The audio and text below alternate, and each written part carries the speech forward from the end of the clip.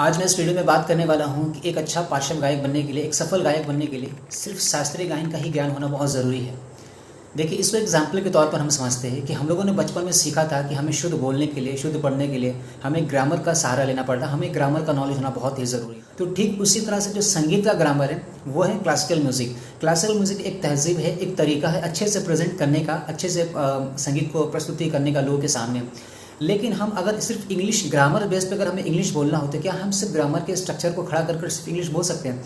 अगर हमें पता ही नहीं हो कि हमें वर्ड फॉर्मेशन के बारे में कुछ पता ही नहीं हो, खाने को क्या बोलते हैं, जाने को क्या बोलते हैं, पहनने को क्या बोलते हैं, सिर्फ ग्रामर बेस पे आप कितना देर तक इसको इंग्लिश बोल सकते हैं? क्लासिकल हमारा एक तहजीब है, हमारा स्ट्रक्चर, एक फॉर्मेशन, एक बेस है।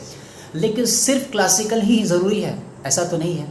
हमें क्लासिकल के साथ साथ हमें वेस्टर्न म्यूज़िक का भी नॉलेज होना बहुत ही ज़रूरी है। देखिए, संगीत जो है वो दो तरह का होता है। एक होता है सीख कर समझ कर तरीके से गाया जाए तो सुरीला है, और अगर सीख कर समझ कर नहीं गाया, सिर्फ चिल्ला कर गाया तो वो किसी तरह का संगीत नहीं है। तो इसलिए हमें साथ साथ क्लासिकल म्यूज़िक के साथ साथ हमें वेस्टर्न म्यूज़िक का भी ज्ञान होना बहुत ही ज़रूरी है।